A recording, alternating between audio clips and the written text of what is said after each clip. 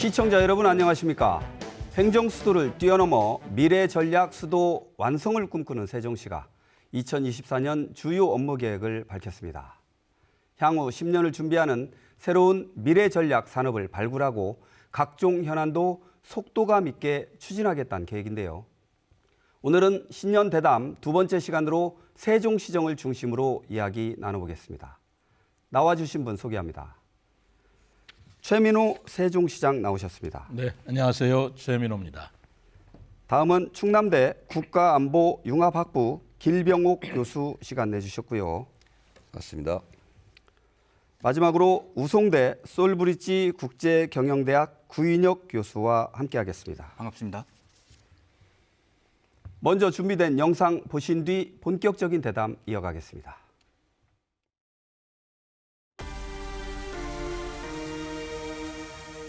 (2023년도에는) 좀 힘들어서 여러 사람이 주위에서 사업을 하고 있기 때문에 지켜봤는데 올해는 조금 더 나아졌으면 좋겠습니다.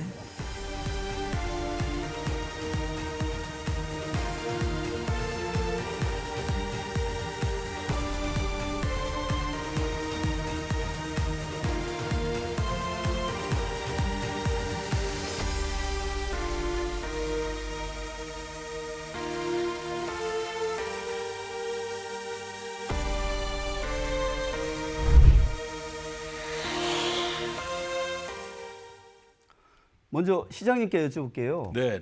지금 시작하기 전에 여쭤봤는데 연말연시 많이 바쁘시죠 지금? 예. 먼저 그렇죠. 네. 지난해 국회 세종의사당 설치를 위한 국회 규칙안이 통과되는 등 좀 경사가 좀 많았던 것 같아요. 네. 그 지난해를 좀 간단히 돌아봐 주시고 새해 시정 계획 좀 말씀해 주시죠. 네, 작년은 제가 이제 세종시는 4기가 됩니다만 시장으로 취임해서 아까 향후 10년이라고 그랬는데 저는 한 30년, 50년 앞을 보는 장기 계획을 그 빅픽처를 그리는 하나였다고 생각합니다. 이제까지 해보지 않았던 그림이지만 그 그림을 그려봤고요. 다행스럽게 그 그림에 대한 기초 작업, 기초 계획들이 어느 정도 수립이 됐고 또 발판도 마련했다고 생각합니다. 가장 중요한 게 국회 세종의사당이 오는 걸로 확정이 된 것이죠. 그리고 또 세종의 한글 문화도시로서 지정이 됐고 또 국제 정원도시로서 국제적인 또 인증을 받았습니다. 그 이외에도 충청권 우리 광역철도망 예비 타당성 조사에 검토하고 이런 여러 가지들을 해온 한 해였는데 올해는 이제 그런 것들을 착실하게 하나하나 추진할 한 해라고 생각하고 있습니다. 예. 우리 나와주신 교수님들께도 한번 여쭤볼게요. 그 전문가들께서 보시기에 지난해 세종시정을 이제 어떻게 보셨는지 지금 시장님께서는 이제 성과 위주로 이제 말씀을 이제 해주셨는데 그 간단히 한번 평가 좀 해주시고 그 더불어서 올해 세종시에 거는 기대감과 현안 사업이 어떤 게 있는지 먼저 길 교수님 말씀 좀 해주실까요?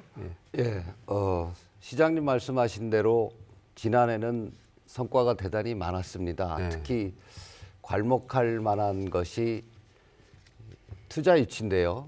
1조 380억 원의 투자 유치를 지난해에 달성을 했습니다. 전국에서 아마 제가 알고 있기로는 1위로 한 것으로 이렇게 이해를 하고 있고 다양한 형태의 그 경제적인 활성화를 위한 노력을 해왔습니다. 특히 고질적인 문제인 상가공실 문제도 규제 완화를 통해서 해결하는 노력을 해왔다라고 평가를 할 수 있는데 다만 문제점은 아까 시민들이 말씀하신 바와 같이 경제 활성화에 좀 문제가 있었다라고 생각을 해요. 그래서 미래 전략 산업들을 발굴을 하고 활성화해서 올해는 더 훌륭하게 경제적인 부각이 될 수 있는 그런 해가 됐으면 좋겠고 특별히 민생을 조금 더 보완을 했으면 좋겠습니다. 지난해에는 농민수당도 이렇게 지급을 했고 응급의료체계라든지 그런 다각도의 노력을 했었는데 올해는 민생에 더 시정을 중점을 둬서 해결을 하는 방안들을 강구했으면 하는 바람을 가지고 있습니다.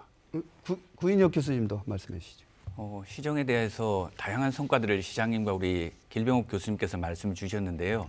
저는 너무 다양해서 오히려 문제가 있거나 고민해야 될 부분이 있지 않나 이것이 아쉬움으로 좀 남습니다. 실제 중요도와 우선순위에 따라서 올 시정 3년 차에는 시민들이 체감할 수 있는 정책들이 조금 만들어지고 그것들이 홍보되었으면 좋겠다라는 말씀을 좀 드리고 싶고요. 너무 많은 정책을 계속하는 상황들은 2024년에도 바뀌지 않을 것 같습니다. 우리 시장님 가지고 계신 에너지와 빅픽처를 실행해 나가는 과정들이 앞으로 계속될 것이기 때문에 그 과정에서 KTX 세종역 설치랄지 광역철도와 그 복합 캠퍼스의 민자 투지를 통해서 좀 더 속도감 있게 추진하려고 하는 시장님의 정책 방향이 나와 있기 때문에 이런 부분에 있어서는 저희들이 현안 사업에 좀 더 초점을 많이 맞춰야 될 것 같다. 그리고 향후 내년에 우리 시정 대담에서는 세종시의 이 우수 사례들이 지방시대위원회의 우수 사례로 선정돼서 발표할 수 있는 그런 계기가 좀 됐으면 좋겠다라는 개인적인 바람도 있습니다. 교수님께서는 지방시대 위원도 지금 맡고 계시잖아요. 예, 맞습니다. 그런 면에서 이제 강조를 해주신 것 같은데 그 지금 뭐 지난해하고 올해 총체적인 그런 말씀을 나눴다면 좀 세부적인 사항으로 지금 얘기를 나눠볼게요. 그 세종시의 성장에도 불구하고 그 시장님께서는 이제 진정한 지방시대 실현을 위해서는 헌법 개정과 세종시법 개정이 필요하다는 점을 강조하고 계시잖아요. 네. 그 구체적인 이유가 무엇일까요? 때가 왔다고 생각을 합니다. 그 2004년도에 헌법재판소의 결정이 수도라 함은 무엇인가라는 정의를 하는데요. 국가 원수와 국민의 대의 기관이 있는 도시를 수도로 한다라고 해석을 했습니다. 국가 원수는 대통령이고요. 국민의 대의 기관은 국회인데 이제 세종시에 국회의사당이 제2의 국회의사당이 설립되는 걸로 확정이 됐고 또 대통령 집무실이 오는 걸로 또 확정이 됐습니다. 그럼 그게 수도 아니고 무엇이겠습니까? 근데 수도가 수도인데도 불구하고 그냥 행정중심 복합도시다라고 하기에는 이제는 법제와 실질을 맞춰야 된다. 그렇기 때문에 이제 수도로서의 확실한 그 법적 지위를 가지는 헌법을 개정해야 되지 않느냐라는 생각을 가져서 헌법 개정을 말씀드렸고요. 세종시법이라고 하는 것은 2012년도에 만들어진 건데요. 그게 인구 7만 시대에 만들어진 것입니다. 근데 올해 이제 인구 40만이 넘어가는 세종시가 인구 7만 시대의 법제를 가지고 40만 또 앞으로 70만까지 우리가 그 세종시를 운영해 나갈 수는 없죠. 그렇기 때문에 지금은 다시 그 세종시의 특수성에 맞는 특례법을 만들어야 한다라고 생각을 하고 있고요. 그거는 뭐 대내외적으로 많은 공감을 얻는 걸로 알고 있습니다.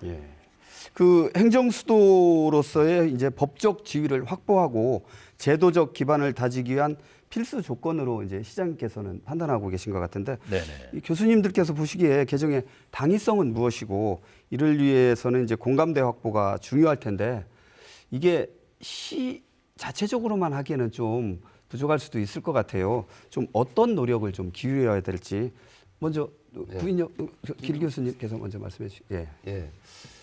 시장님께서 말씀하신 바와 같이 2004년도에 위헌 판결이 날 때 그때 규범적 당위론으로 법리적 해석은 이 행정수도라는 명칭에 있어서 수도가 계속성, 항상성 그리고 명료성, 국민적 합의라는 그런 기반이 있어야 된다라는 법리적 해석이 있었습니다. 하지만 지금은 대통령 집무실이라든지 국회 세종의사당이 이미 이 세종시에 규칙안까지 통과된 상태에 있기 때문에 과거의 법리적 해석은 변경됐다라고 볼 수가 있고요. 국회 차원에서 국민적 합의를 바탕으로 한 그런 새로운 법제를 만들어내는 것이 바람직하다고 보고 있습니다. 구 교수님도 말씀해 주시죠. 저도 길 교수님과 우리 시장님과 같은 의견인데요.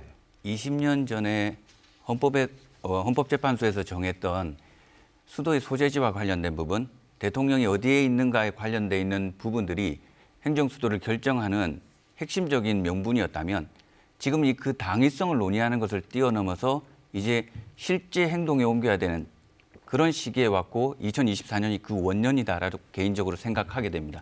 그 과정에 있어서 현재 시의 많은 담당자들이 특례를 어떻게 만들 것인지에 대한 아이디어를 지금까지 계속 모아오고 있고요.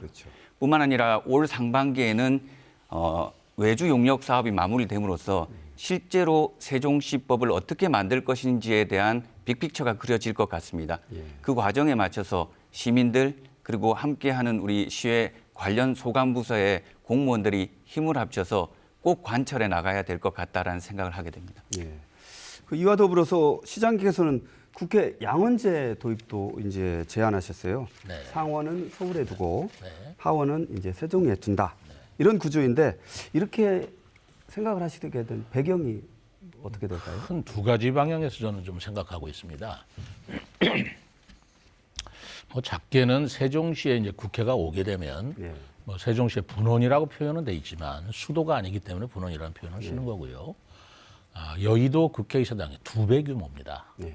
그리고 대통령 집무실도 오는데 그 대통령 집무실이 현재는 청와대를 국민에게 개방이기 때문에 사실은 없는 거와 마찬가지죠. 용산에 있는 건 옛날에 장관이 쓰던 관사이 아니었겠어요. 그러니까 정말 제대로 된 대통령 관저와 여의도 국회의 2배가 되는 국회가 온다고 하면 당연히 국회는 2개가 되니까 양원제로 접근하기가 이제는 현실적인 문제가 해소가 됐다라고 생각하고요. 보다 큰 그림을 그린다면 이제 우리나라는 경제, 사회, 문화, 국방 전 세계 10위권 안에 들어있는 나라입니다. 그런데 우리나라 국회는 솔직히 얘기해서 300명 국회 중에 150명만 넘으면 무엇이든지 바꿀 수가 있어요. 대통령께서 뭘 할래도 할 수가 없는 것이 현재의 단원제 국가의 모습입니다.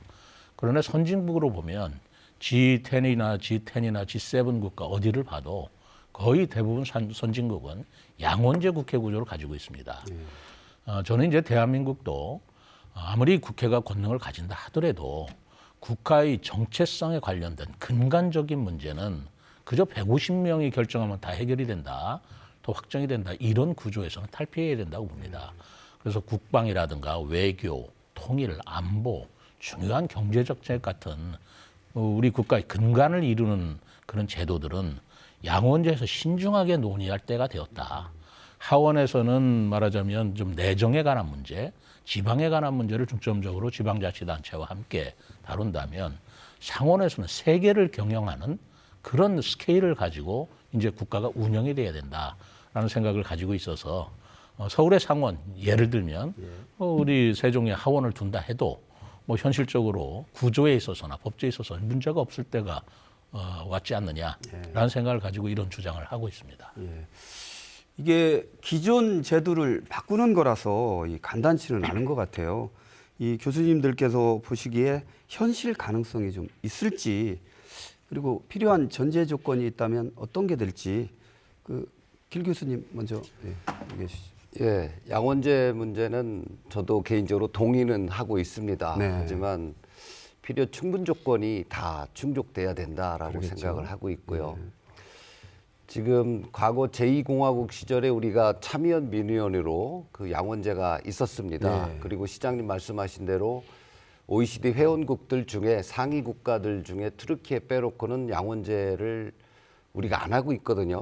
그 2개 국가만 그렇게 양원제를 안 하고 있는데 우리의 구조적인 정치적 구조적 갈등과 지역 갈등, 그다음에 세대 갈등, 지역 현안 문제를 제대로 대변하지 못하는 부분, 또 국토 공간의 균형 발전이라는 차원, 지역 경쟁력 해소, 경쟁력 강화를 위한 어떤 문제점들을 해소하는 데 있어서 양원제를 통한 지역 대표를 선출하고 그걸 통해서 이런 문제점들을 구조적인 문제점들을 해결하는 방안들이 상당히 중요하다고 생각을 하고 있습니다. 그래서 선거 제도를 획기적으로 전환해야 되겠고 국회 차원에서 합의가 있어야 되겠다고 보고 있습니다. 그래서 그런 국민적 공감대나 합의안을 만들어내는 다각도의 노력은 필요하지 않을까 이렇게 보고 있습니다. 교인혁 교수님께서도 의견 내주시면. 대한민국이 우리 시장님 말씀하신 대로 경제, 예술, 문화 등 전 분야에서 10위권 이내에 들은 출중한 업적과 성과들을 내고 있습니다. 10위권 바깥에 있는 걸 굳이 좀 찾아보자고 하면 그중에 하나가 저는 정치 제도가 들어가지 않는가라는 생각을 해보는데요. 그 과정에서 저는 양원제는 반드시 고민해 볼 필요가 있는 부분이고 G7 그리고 GDP를 전 세계 15등까지 나누더라도 인구 1,200만 명이 넘는 우리 국가의 단원제를 실시하는 국가는 한국밖에 없습니다. 따라서 앞으로 양원제가 피할 수 없는 대세라면 저는 세종이 그 포지션을 충분히 차지할 수 있는 역량이 되는 도시고 그 과정에서 조금 더 구체적으로 말씀드리자면 국방, 외교, 일반적으로 국가의 큰 그림을 그리는 부분은 여의도 국회에서 맡고요. 그리고 민생과 관련돼 있는 소관 부처의 업무들은 세종이 맞게끔 하는 이분화된 정책을 취한다면 저는 충분히 승산있는 양원제를 대한민국에서 만들어낼 수 있겠다라는 생각을 갖고 있습니다. 예. 거기에다가 저는 이런 생각을 또 하나 하게 되는데요. 네. 지금 우리나라 국민들한테 대단히 실망을 주고 있는 것이 정쟁의 문제라고 생각합니다. 이 뭐 양당제라는 문제도 있지만 이 정치적으로 너무 편이 갈려져서 이 부분을 완충하고 절충할 수 있는 구조가 없어요. 그러다 보면 이제 이 단원제 국가에서 벌어지는 그런 문제를 양원제에서 완화하고 절충하고 조화시켜서 국민 화합이 이루어지는, 국민 통합이 이루어지는 구조가 앞으로 필요하다. 언제까지 지금과 같은, 말하자면 헌법으로 말할 것 같으면 1989년 37년 전의 헌법 체계인데요. 네. 37년 전에 그 권위주의 체계에서 만든 헌법을 지금 MZ 세대나 AI 시대에 계속 가져갈 수는 없다. 그렇죠. 마차가 다니던 길을 고속도로가 다닐 수는 없지 않습니까? 네. 그래서 국가 구조를 개편해야 된다. 그런 논의를 해야 된다. 그 헌법이다라고 저는 생각을 하고 있습니다. 예. 그 지금까지 이제 법과 제도의 이제 거대 담론을 이제 얘기해 봤다면 그 우리 지금 민생 말씀해 주셨는데 민생 문제도 좀 한번 다뤄볼게요. 우리 세종시정에서 이 올해 이제 교통 분야에서 가장 큰 변화가 바로 이응패스 도입입니다. 대중교통 전면 무료화 정책 대신에 그 시행될 텐데 그 내용을 한번 시장님 소개 좀 해주시죠. 예. 사실 이 대중교통 무료화 정책은 제가 선거 때 공약으로 내걸었던 것입니다. 그렇죠. 예. 근데 그 공약의 중심 목표는 이게 복지 대책이 아니고 교통 대책이라는 것을 누차 강조를 했습니다. 뭐 세종시 사시는 분들이 참 세종시 참 좋은 도시인데 예. 한 가지 굳이 좀 불편한 점이 있다면 교통 문제다. 특히 출퇴근 시의 교통이 너무 막혀서 그 불편함은 사실 이루 말할 수가 없어요. 근데 그 교통 문제의 근본을 따지고 도로가 너무 좁게 설계돼 있다는 점을 많이 얘기를 하십니다. 근데 지금 도로를 넓힐 수는 없잖아요. 근데 앞으로 5생활권, 6생활권에 계속 입주가 되면 교통 문제는 더 가중이 되는데 이 문제 어떻게 할 것이냐. 이건 아무런 대안이, 새로운 대안이 있을 수가 없다. 그래서 제가 생각하기에 자가용 이용률을 줄이고 대중교통을 유도해서 우리가 이 문제를 해결하고 또 그것이 환경 문제라든가 지역 경제라든가 또 에너지 문제라든가 하는 문제에 도움이 되겠다라고 해서 그렇게 약속을 한 것인데요. 이제 그러다 보니까 너무 재원이 많이 들고 그리고 전문가들 사이에서 무료로 한다고 해서 버스를 무조건 탈 것이냐. 그래서 여러 가지 버스 체계라든가 버스 대수도 물론 보완하는 건 뭐 당연한 거예요. 차라리 패스권을 이용해서 2만 원짜리 패스를 사면 5만 원어치를 공짜로 탈 수 있다. 이렇게 하면 그 이용자들께서 더 이용하지 않겠느냐. 무료화보다는 뭐 그런 전문적인 논의들이 계속 저희들이 접수를 했기 때문에 제가 결단을 내렸습니다. 예산도 절감해야 되겠고 무료화하면 한 250억 정도의 예산이 지원이 되는데 이응 패스로 하면 예상으로 한 60억 정도면 될 것 같다. 지금 재정적으로 어려운데 좀 재정을 아끼는 것도 시민들을 위한 방법이고요. 그리고 패스를 통해서 더 유인할 수 있다. 자가용을 줄이는 게 목적이기 때문에 그게 효과적이라면 당연히 해야 되겠다. 그리고 마지막으로는 무료화를 한번 시행하면 되돌리기는 어렵습니다. 그러나 그 이응 패스로 일단 그 패스 제도를 해서 일단 일부의 그 요금을 부담하다가 그게 효과가 좋으면 완전 무료화로 하는. 그러나 거기에 저희들이 한 가지 할 것은 그럼에도 불구하고 무료화 약속을 제가 드렸기 때문에 18세 이하의 청소년들과 70세 이하의 우리 고령층에는 무료화를 그대로 약속을 지키려고 합니다. 그러면서 대중교통을 어떻게든 혁신해서 교통 문제를 해결하고자 하는 뜻인데 제 공약을 바꾼 것에 대해서는 좀 송구스러운 마음이 들지만 보다 긍정적이고 전향적인 효과를 위해서 그랬다라는 것을 시민 여러분들께서 이해해 주시면 참 감사하게 생각하겠습니다. 그 이응 패스 도입과 함께 다뤄볼 문제가 바로 KTX 세종역 문제도 있어요. 네네. 그 KTX 세종역 유치도 추진하고 계신데 네. 현재까지 상황 한번 설명해 주시죠. KTX 역사를 세종시에 둬야 된다는 것은 뭐 한 10여 년 전부터 계속 주장이 돼 있고요. 사실은 2003년도에 우리 행복도시 건설 기본계획을 수립할 적에도 세종시에 KTX를 들여야 된다라는 논의가 있었던 게 사실입니다. 그러나 그때 인구가 뭐 7만밖에 안 됐고 그리고 오송역이 있기 때문에 또 두는 게 낭비 아니냐 이런 논의가 있어서 그때 세종 KTX 역사는 그때 계획에 포함되지 못했지만 국회가 들어오게 됐습니다. 그리고 인구가 40만이 넘었습니다.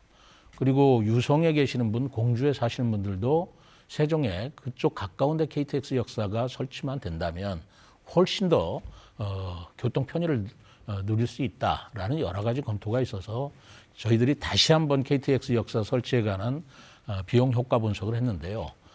그 전까지는 약 0.6, 0.7밖에 안 나와서 기술적으로 또는 경제적으로 어렵다라는 판단이었지만 이번에는 1.06이 나왔습니다. 근데 1.06이 나왔다는 의미는 KTX 역사에 들어가는 비용보다 들어오는 수익이 더 많다는 뜻입니다. 그렇다면 망설일 이유가 없죠. 그래서 KTX 역사는 그런 비용 효과 분석의 결과에 따라서 본격적으로 좀 강력하게 제가 추진할 생각을 가지고 있습니다. 그 올해 세종시 인구가 이제 40만을 바라볼 텐데요. 이제 앞으로 세종시 인가는 자꾸 증가하게 되고 이를 뒷받침할 이제 교통 인프라도 구축돼야 되고 효율적인 관리 방안이 있어야 될 것 같아요. 이 교수님들 견해는 어떠신지 먼저 구인혁 교수님 말씀해 주시겠어요? 전 시장님의 의견에 전적으로 동의하는데요. 네. 사실 버스 분담률을 높이고 승용차 분담률을 낮추는 것 이외에는 세종시의 교통 정책을 바꾸는 뾰족한 무안은 없다고 생각합니다. 사실 그 처음 공약에서 내세우셨던 전면 무료화에 대비해서 이응패스 제도를 잘 만들어 주셨는데요. 사실 이 2만 원과 5만 원의 기준은 상당히 과학적으로 측정된 기준값입니다. 실제로 세종시에는 많은 분들이 2만 원보다도 교통요금을 많이 지급하지 않습니다. 그리고 대부분의 고객들, 시민들은 5만 원까지의 교통요금을 많이 지급하고 있기 때문에 이 사이 범위 내에서 어떻게든 많은 시민들이 버스 탑승률을 높이게끔 하는 정책적 유도, 그런 노력이 있었다라고 생각을 하고요. 그 과정에서 추가적으로 버스 노선을 확충한다든지 배차 간격을 조절한다든지 버스 간 상호 경쟁 체제를 도입한다든지 통합 환승 시스템을 확보한다든지 하는 다양한 정책들도 현재 시행을 앞두고 있고 고민 중에 있는 걸로 제가 알고 있습니다. 만약에 이런 정책들이 제대로 수립되고 집행만 된다면 저는 과거에 비해서 조금 더 안정적인 교통 시스템이 세종시에 정착하지 않을까라는 희망적인 견해를 가져봅니다. 예. 그 시장님께서 말씀하시기에 기존 지금 있는 도로를 확충하기는 어렵고 그 안에서 다니는 이제 대중교통을 이제 개편해야 되겠다는 그런 취지의 말씀 같으신데 우리 길 교수님께서도 말씀해 주시죠. 예, 기본적으로 이 도로 관련해 갖고는 도시계획상에 좀 문제점이 있었다라고 판단을 하고 있습니다. 그래서 출퇴근 시간에 병목 현상이 나타나는 데가 군데군데 있거든요.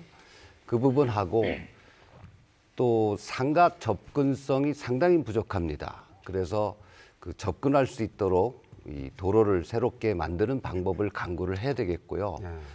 특히 우리 학생들에게 등하교 시간에 부모들이 드랍존이 좀 부족한 부분이 없지 않아 있습니다. 그 부분 또한 안전 관리를 한 상태에서 드랍존을 많이 만들어줘야겠다라는 의견을 드리고 현재 도시교통공사에서 이 효율적 관리 방안을 잘 만들고 있다라고 이렇게 해석을 하고 싶은데 지금 문제점들이 산적해 그동안 해왔던 도시교통 관련해서는 단계적으로 추진해서 해결 방안들을 강구하는 것이 반드시 필요하고요. KTX 역사 관련해서는 KTX역은 공주와 오송 중간 부분이 딱 적당하다라고 이렇게 분석이 되어 있고 또 과거에도 시장님께서 말씀하신 대로 비용 대 편익 분석이 사전 타당성 조사를 했었습니다. 2017년에는 0.59였고 2020년에는 0.86이었습니다. 그게 작년에는 1.06이었고 그만큼 편익이 타당성이 충분히 경제성이 있다라고 이렇게 분석이 되고 있기 때문에 KTX역은 반드시 세종시에 설치가 돼야 된다라고 보고 있습니다. 교수님께서 구체적인 수치를 제시를 해주시니까 더 이해가 좀 빨리 다가오는 것 같아요. 예. 그 다음 주제로 한번 넘어가 보겠습니다. 이 세종시 핵심 추진 사업 중 하나로 비단강 금빛 프로젝트가 꼽히는데요. 금강 일대 새로운 관광 명소가 탄생할지 궁금한데 그 현재까지 추진 상황 시장님께서 설명해 주시죠. 네. 이 문제도 그렇습니다. 저는 늘상 얘기했지만 강에는 물이 있어야 되고 산에는 나무가 있어야 된다라고 주장을 했죠. 근데 강에 물이 없기 때문에 보를 만들었던 건데 우리 세종보라고 하는 것은 4대강으로 만든 게 아니고 2003년도에 세종시 기본계획을 만들 때 그건 인공도시이기 때문에 호수공원이나 다 인공적으로 만든 것이거든요. 거기에 담아야 할 담수 체계가 필요하다. 그래서 기본계획상부터 세종보를 만든 걸로 계획이 돼 있었던 것입니다. 근데 그것이 이제 이명박 정부 때 4대강으로 이 부분이 오인됐다고 그럴까 해서 해체되고 말았는데 그러다 보니까 금강에 물이 흐르지를 않아요. 물이 흐르지 않는 강에서 어떻게 수변 계획을 세우고 어떤 시민이 즐길 수 있는 그런 친수 공강이 되겠습니까? 그래서 제가 그때도 선거 공약으로 세종보는 반드시 막아야 된다. 4대강 계획의 일환이 이어서가 아니다. 애초부터 있던 계획을 살려야 된다. 작년에 8월 달에 세종보를 다시 복원하는 것으로 국가에서 결정이 됐습니다. 지금 공사를 하고 있습니다. 다시 이제 세우는데 30억을 또 들이고 있어요. 올해 4월 달에 이 세종보가 막아지면 이제 물이 찰랑찰랑해질 것이고 그러면 이제 수변 공간, 친수 공간이 확보되면서 금강이 살아날 것이라고 저는 생각을 하고 있습니다. 물론 환경단체에서 환경에 관한 여러 우려 말씀이 계시는데 뭐 그런 문제도 있겠지만 그건 지혜롭게 저희들이 돌파해 나갈 문제지 그런 문제가 있기 때문에 보를 만들어서는 안 된다. 이런 논리는 비약이라고 저는 생각하고 있고요. 그렇게 된다면 금강을 세종시 구간은 한글을 써서 제가 비단강이라고 부르고 있는데 이 비단강 프로젝트가 시작되는 올해 원년이 될 거라고 저는 생각하고 있습니다. 예. 지금 환경과 관련된 문제를 말씀을 해주셨는데 이제 개발 과정 중에 다양한 견해가 이제 있을 수 있을 것 같아요. 그 해당 프로젝트의 성공을 위한 조건이 있다면 무엇이 있을지 먼저 구인혁 교수님 말씀 좀 해주시겠어요? 네. 예. 저는 비단강 금빛 프로젝트를 성공하는 데는 두 가지 조건이 필요하다고 생각하고요. 네. 첫 번째는 자본입니다. 네. 그 자본과 관련돼서는 우리 서울시의 사례가 있는데요. 그레이트 선셋 한강 프로젝트가 공교롭게도 우리 비단강 프로젝트와 유사한 시기에 같이 시행을 하고 있습니다. 자본이 확충되어야 우리 시민들이 활용할 수 있는 아이템들을 설치하고 거기에 관련돼 있는 다양한 시설들을 만들어낼 수 있습니다. 그 과정에서 시뿐만 아니라 의회 그리고 다양한 이해관계자들의 자본 확충을 위한 노력이 반드시 필요하다. 이 말씀 드리고 싶고요. 예. 두 번째는 이제 소프트웨어이자 컨텐츠입니다. 그렇게 만들어진 공간을 어떻게 운영할 것인가. 그 과정에서 좋은 사례를 제가 하나 소개해드리고 싶은데요. 신안군의 프로젝트가 있습니다. 근데 저희들은 신안군 이렇게 이야기하면 보물을 가득 담은 좌초된 배가 있었던 지역 그 이외에 특별한 기억이 없는데 요즘 젊은 친구들은 신안군이라고 부르지 않고 퍼플섬이라고 부른다고 합니다. 신안군은 1섬 1정원, 1정원 1뮤지엄 정책을 시작했고요. 지금은 SNS에서 BTS의 섬이라고 해서 1년에 40만 명 이상의 관광객이 찾는 명소가 되었다고 합니다. 그렇군요. 신안군의 인구가 3만 8천 명, 그리고 65세 인구가 54%가 넘는 고령 도시입니다.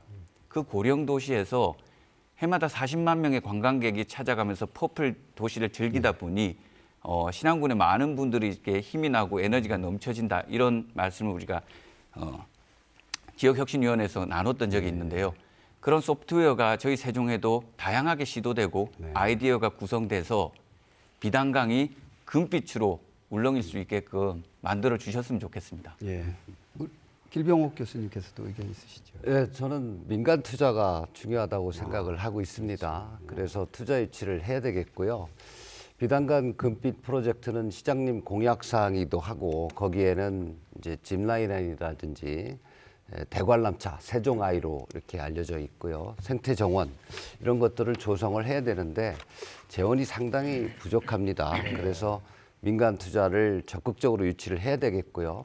민간 투자를 하기 위해서는 시에서 뭐 세제 혜택이라든지 다양한 형태의 인센티브가 필요합니다. 그래서 시민들이 그 세종을 명소로 만드는 그런 방향에서 많은 참여도 해야 될 것으로 보고 있고 또 시 차원에서 대외적으로 우리 구 교수님이 말씀하신 대로 다양한 형태의 노력들을 강구하는 것이 절실하다고 보고 있습니다.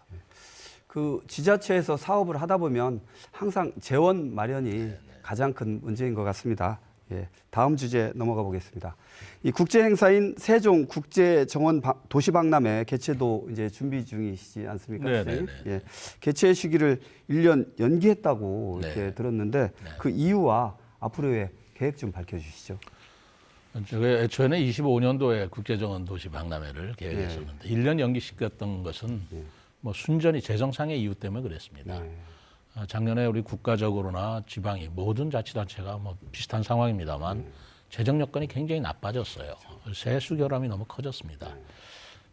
이런 국제도시 박람회는 효과는 좋지만 어쨌든 비용이 들어가야 되는데 시민들의 부담을 이런 재정 상황에서도 부담시키는 게 옳으냐라는 제 고민이 굉장히 컸어요. 그래서 2025년도에 할 것을 1년 연기해서 재원을 좀 분산 투자를 하자라는 생각 때문에 1년을 연기한 것이고요. 국제 정원도시 박람회도 사실은 우리나라 어디서도 시도해보지 않은 박람회입니다. 정원 박람회 있지 않느냐 그런데 저는 도시의 어떤 정원을 박람회로 하자는 것이 아니고 세종시 전체가 정원이 되는 박람회. 그러니까 도시성의 정원이 아니고요.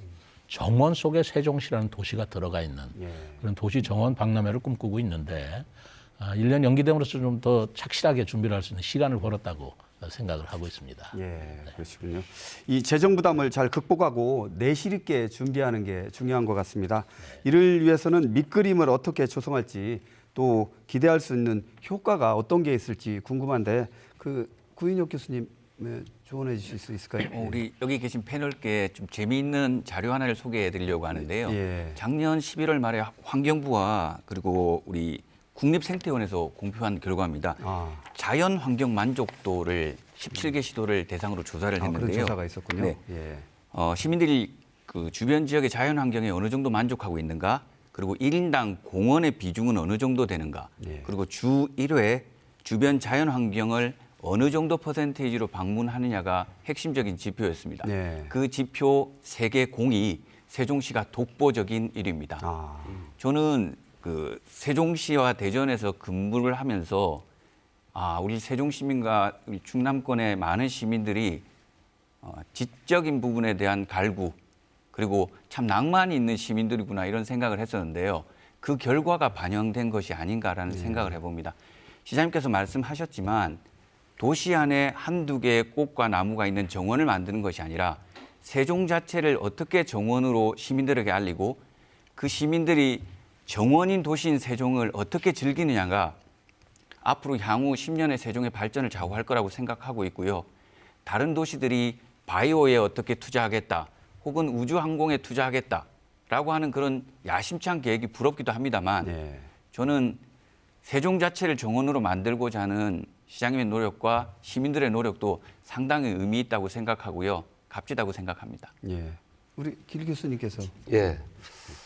기본적으로 구 교수님 말씀에 동의를 합니다. 예. 그 미국 같은 경우는 뉴욕 가면 센트럴 파크가 있고요. 호주 시드니에 가면은 보테닉 가든이 있습니다. 세계적인 명소죠. 그래서 우리도 그 국제적인 정원 도시가 될 수 있는 세종시를 만들어야겠다.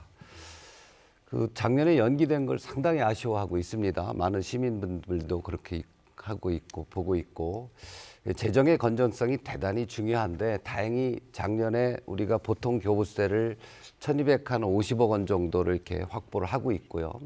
시 재정을 조금 더 늘리기 위한 다각도의 노력을 해온 것으로 알고 있습니다. 하지만 세종시가 실질적인 부채가 한 3,700억 원 정도 되거든요. 부채를 줄이고 또 시 예산을 더 확보해서 이런 경제적 파급 효과가 제가 알고 있기로는 생산 유발 효과가 1,880억 원, 부가가치 유발 효과가 한 760억 원 정도 되는 대단히 경제적 파급 효과가 큰 국제 정원 도시 박람회가 될 것으로 이렇게 보고 있습니다. 그래서 이런 이 시의 정원 도시뿐만 아니라 재정 여건을 도움을 주는 그런 행사들은 적극적으로 유치하고 추진하고 그 시책을 마련하는 것이 방안이라고 보고 있습니다. 예. 지금 세 분 말씀을 종합을 해보면 세종시가 아주 큰 정원이 될 것 같아요. 이제 시민들이 잘 즐기고 여유를롭게 생활할 수 있는 그런 생활이 될 수 있을 것 같은데 제가 예. 한 말씀 더 드릴까요? 네, 말씀해 주시죠. 제가 몇 년 전에 싱가포르를 방문했어요. 근데 가보시면 아시겠지만 싱가포르 가로수가 참 멋집니다. 근데 가로수에 나무 하나하나에 관리자의 그 패찰이 붙어 있는 거예요. 굉장히 정성을 쏟고 있다는 거죠. 그 당시에 이광효 수상한테 제가 물었는데요. 아니 가로수에 이렇게 정성을 쏟는 이유가 무엇입니까? 그랬더니 이렇게 얘기하는 거예요. 이 가로수 한 그루 한 그루가 민자를 유치해 옵니다. 그렇게 얘기하는 거예요. 그러니까 도시 경관이 그냥 경관으로 끝나는 게 아니고 도시 환경과 경관이 결국은 경제 유발을 효과적으로 시킬 수 있다. 그런 뜻인데 제가 그때 굉장히 감명을 받았어요. 맞습니다. 정원 속에서 살기 좋은 세종시를 만들 때 투자도 더 원활하게 되고요. 또 살고 싶어 하시는 분들이 많을 때 상가 공실 문제도 해결이 된다. 그렇기 때문에 국제 정원도시 박람회는 박람회의 일회성 행사로 끝날 것이 아니고 제가 이거는 계속 이어갈 생각을 가지고 있습니다. 그래서 세종시가 그렇지 않아도 지금 전국에서 녹지 비율 53%에서 가장 높은 곳인데 더욱더 확충시켜서 세종시에서 그 푸른 그 정원과 그리고 맑은 공기, 대중교통화를 통해서요. 이런 도시를 만드는 것이 저의 또 꿈꾸는 세계이기도 합니다. 예. 그 세종 시장님께서 밝히신 어떤 그런 꿈꾸는 세계가 이루어지면 이제 사람들도 많이 오고 이제 시민들도 더 늘어날 텐데 그 다음에 짚어볼 분야가 의료 분야예요. 예. 그 지역별 의료 서비스 격차가 이제 사회적 이슈지 않습니까? 그 세종시에 암치료센터 설립 소식이 들리고 있어요. 네. 그 중입자 가속기 암치료센터에 대한 소개와 진행 상황을 좀 정리해 주시죠. 이 부분은 사실 우리 시청자 여러분들께서나 시민들께서 잘 이해하시지 못하는 분들이 계실 수도 있어요. 워낙 최신 기술이기 때문에 그렇습니다. 암 치료를 하는데 방사능이나 어떤 항암 치료를 하는 게 아니고 중입자라는 가속기를 통해서 암세포를 죽이는 그런 치료 방법인데요. 이게 전 세계적으로는 7개국밖에 도입되어 있지는 않습니다. 근데 우리나라에서는 지금 서울에 있어요. 한 군데가 연세대학교에서 운영하는 게 있는데 또 부산에도 지금 추진하고 있고요. 그런데 이 암치료센터는 지금 현재는 일본의 ASS 도시바 기술로서 운영을 하고 있습니다. 우리 서울도 마찬가지고 부산도 마찬가지예요. 근데 암치료센터를 만들려면 4년에 한 곳밖에 못 만듭니다. 이게 한 초등학교 하나 시설이 필요한 그런 시설이거든요. 그렇기 때문에 이 암치료센터를 만드는데 전 세계에서 도시바 측의 기술을 자기들한테 도입하게 해달라라는 경쟁이 치열합니다. 이번에 세종시에서 우선 공급 계약을 제가 협약을 맺었어요. 업무 협약을 맺었습니다만 저희들하고 경쟁했던 데가 아랍에미레이트하고 대만이었습니다. 이번에 제가 일본에 가서 그 도시바 측하고 협상을 해서 일단은 아랍에미레이트나 대만을 제끼고 세종에 우선 공급을 하겠다라는 MOC, MOU보다는 조금 강한 그런 MOC를 맺고 왔습니다만 아직도 그 넘어야 될 난관은 있습니다. 그러나 이것이 중부권에 생긴다 그러면 우리 전국에 있는 암 환자가 활용할 수 있을 뿐만 아니라 해외에서도 오실 수 있는 그런 기반이다라고 생각해서 작년에 업무 협약을 맺었습니다만 굉장히 저는 속으로 자랑스럽게 생각하고 있고 자부심을 좀 느끼고 있습니다. 예. 그 다양한 분야의 세종시의 올해 비전과 다양한 현안들을 살펴봤는데요. 그 이 밖에 올해 좀 네. 속도를 내야 할 현안이 있다면 시장님 좀 꼽아주시겠습니까? 예. 지난번에 엊그제 그 KBS에서도 보도를 해주셨습니다만 그 MIT의 노벨상 수상자가 세종시에 와서 시민들한테 특강을 해주셨어요. 강연을 해주셨죠. 그렇습니다. 그분 볼프강 캐틀러 교수가 했는데 그때 시민들의 그 관심이 굉장히 컸습니다. 뭐 400명석에 더 이상 어떻게 받을 수가 없을 정도로 왔고요. 초등학생부터 성인에 이르기까지 학부형들이 아이들 데리고 와서 강의를 듣고 그러는데 그 노벨상 수상자의 강의가 굉장히 인상 깊었다고 그래요.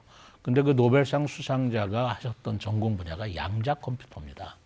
그 양자 컴퓨터가 앞으로의 게임 체인저라고 할 만큼 전략 기술인데 저희 세종시가 그 MIT나 또 카이스트와 함께 동시에 그 양자 컴퓨터 회사인 하버드 대학이 출자한 회사가 있습니다. 그 회사와 함께 업무 협약을 맺었어요. 그 QLR라고 하는 양자 컴퓨터 회사의 지사를 여기 살리려고 하는 거죠.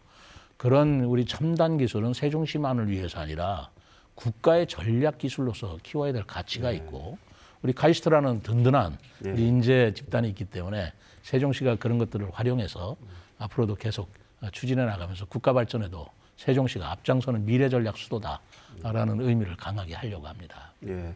우리 길 교수님께서 세종 시민이지 않습니까? 예. 예. 올해 좀 지금까지 말씀 나눈 것 외에 좀 이런 거를 좀 더 속도감 있게 좀 추진했으면 좋겠다. 그런 현안이 좀 있으실까요? 기본적으로 시장님 말씀에 동의를 합니다. 예. 미래 전략 산업들을 많이 발굴을 해야 되겠고요. 지금 국가 산단이 좀 지연되고 있는 부분도 있습니다. 보상 문제가 있기 때문에 빨리 속도를 내서 그렇죠. 해결하는 방안이 추진돼야 되겠다라고 생각을 합니다. 예. 구 교수님께서는 또 세종시 지방시대 위원으로서 이제 다양한 활동을 하고 계신데 좀 더 세종시에서 좀 올해 중점적으로 좀 뭘 해주면 좋겠다. 뭐 이런 보관이 좀 있으실까요? 예. 지금 4-2 생활권의 공동 캠퍼스의 5개 학교가 990명의 이제 개교를 앞두고 있습니다. 네. 캠퍼스가 조성될 거고요. 스마트 도시, 데이터 기반 행정 활성화, 그리고 문화도시 지정 사업 추진과 한글 문화 수도, 아동과 청소년, 여성이 행복한 도시라는 캐치플레이어로 다양한 정책들이 현재 진행 중에 있습니다. 어느 하나 속도를 덜 내야 될 정책은 없는 것 같습니다. 그리고 시장님 아까 말씀하셨던 그 양자에 관련돼서는 예. 컨텀 빌리지라는 프로젝트가 공동 캠퍼스에 같이 추진이 될 예정에 있습니다. 저는 개인적으로 컨텀 빌리지는 과거 1980년대에 삼성이 반도체를 투자할 때와 비슷한 상황이 아닌가라는 생각을 해보는데요.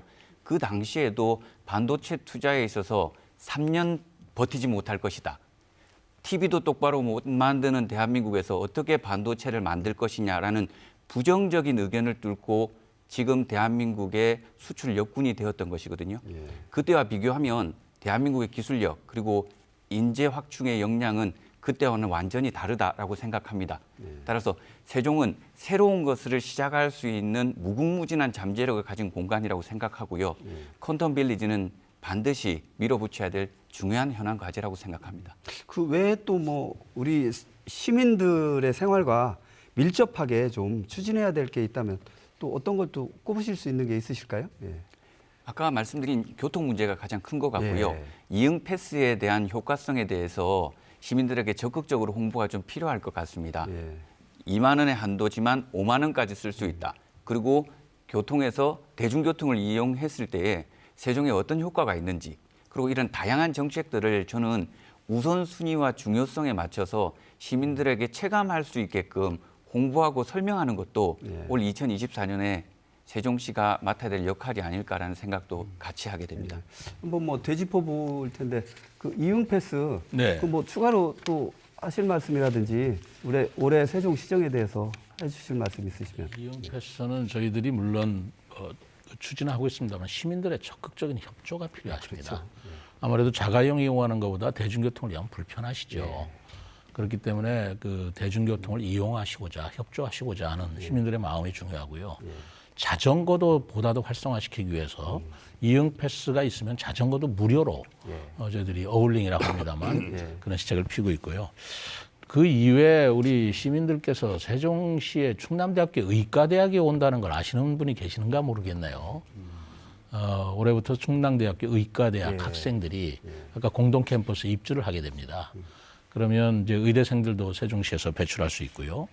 그리고 세종시가 이번에 작년에 한글 문화 수도로 문화 도시로서 지정이 됐습니다. 그 세종시 도시 전체를 한글이 물씬 우러나오는 그리고 세종대왕의 정신이 우리가 기려지는 그런 한글 문화 수도로 발전시키려고 하고 있고요. 민속박물관도 이전이 확정이 돼서 올해 61억의 토지 매입비가 저희들 확보를 했습니다. 또 지방법원, 행정법원이 우리 그 반곡동 일대 지역 주민들에게 아주 굉장히 염원하시는 문제인데 지금 그것도 대법원장께서 그건 반드시 필요하다라고 말씀을 주셔서 지금 대법원 측하고 제가 계속 협의를 하고 있습니다만 그것도 이제 가시화될 날이 멀지 않았다. 그렇다면 세종시가 앞으로 가져가야 할 비전, 할 일도 많고요. 그리고 해야 할 일도 많다라고 생각을 합니다. 예. 그 열띤 대담 마무리할 시간이 다가왔습니다. 이제 토론을 마무리할 시간인데요. 그 시장님께서 시청자 여러분께 새해 인사와 더불어서 당부하시고 싶은 말씀 뭐 지금까지 해주셨지만 또 한번 강조해 주시죠. 네. 세종시가 지금 새롭게 이런 거대한 프로젝트를 가보지 않은 길이라고 생각합니다. 그러나 한 발 한 발 도전을 하고 있는데 저는 뜻을 세웠습니다. 그 뜻을 반드시 올해는 실현시키자 해서 올해 사자성어로 유지필성이다라고 내걸었습니다만 저희들도 물론 이 부분에 대해서 우리 2,500여 우리 세종시 직원들과 함께 총력을 다해서 추진해 나가겠습니다만은 시민 여러분들께서도 물론 실수도 있고 시행착오도 있겠습니다만 그거를 처음 가는 길이기 때문에 그럴 수 있다라고 넓게 이해해 주시면서 협조해 주시고 응원해 주시면 뜻은 반드시 이루어질 것이라고 봅니다. 시민 여러분께서 올해 한 해 건강하시고 특히 저희들이 하고자 하는 일, 세종시가 나아가는 길에 많은 격려와 응원 부탁드리고자 합니다. 예, 고맙습니다. 그 교수님들께서도 올해 세종시정 운영과 관련해서 시장님께서 이제 좋은 말씀 많이 해주셨지만 당부하고 싶은 말씀이 있으시면 좀 부탁드립니다. 예. 저도 그 같은 마음에 있다고 생각을 하고 있습니다. 예. 그 동심동덕이란 말씀을 꼭 하셨고 그다음에 유지필성 하셨기 때문에 뜻과 마음이 같이 하고 그 덕을 베풀면 또 올해 새해도 꿈꾸는 일들이 다 이루어질 수 있을 것으로 이렇게 보고 있습니다. 또 세종 시민들께서도 불편한 점이나 어려운 점이 특히 민생 관련해서는 특히 취약계층에 대해서는 시에서 적극적으로 행정을 펴야 될 거고 또 앞으로 공약 사업들이라든지 구체적으로 계획했던 부분들은 단계적으로 하나씩 예산을 마련해서 추진하는 것이 방법이라고 보고 있습니다. 세종시가 2003년 이 신행정수도 건설법 이래로 20여 년이 지났습니다. 그동안 한 20조 원 이상을 투자를 했고요. 우리가 지금 되짚어 볼 것 중에 하나가 뭐냐면 과연 세종시가 그런 정도의 위상과 규모를 가지고 있는지 과연 창조와 도전의 미래 전략 수도를 어떻게 만들어 갈 것인지에 대한 고민들을 같이 공유하고 시민들이 참여하는 것이 중요하다고 생각을 합니다. 마지막으로 우리 세종시 시장님께서도 말씀하셨지만 2,500여 분의 공무원분들이 있습니다. 참 헌신적으로 노력을 하고 그동안 수고가 많으셨다는 말씀을 이 자리 들어서 말씀드리고 새 시민 여러분, 시청자 여러분 건강하시고 복 많이 받으시길 기원 드립니다. 예. 구 교수님께서도 간략하게 좀 말씀해 주시죠. 제가 이 대담을 오는 길에 노래 한 곡을 들었는데요. 평균 연령이 59세가 되는 새로 만들어진 여성 그룹입니다.